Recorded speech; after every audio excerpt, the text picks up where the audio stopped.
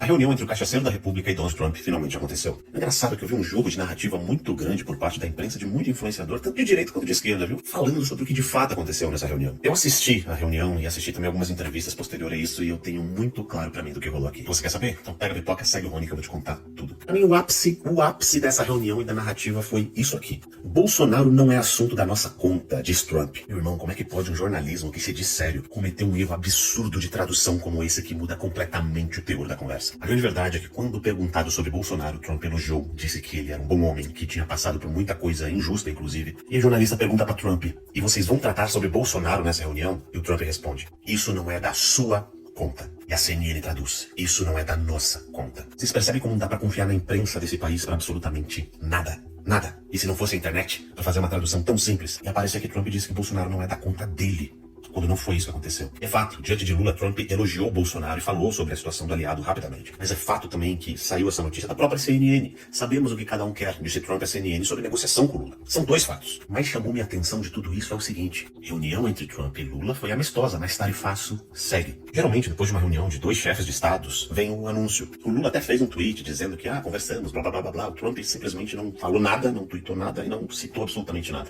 Não teve anúncio. Simplesmente nenhum anúncio. Isso significa que não teve nenhum avanço de fato real. E até numa entrevista do Mauro Vieira, ele deixou muito claro quando perguntado sobre a situação de Bolsonaro. Ele disse que o governo brasileiro disse para Trump, olha, teve o devido processo legal, o processo foi blá blá blá blá blá, você tem que tirar aí as sanções das autoridades brasileiras e tal. E segundo o próprio Mauro Vieira, Trump disse, tá bom, vou anotar aqui.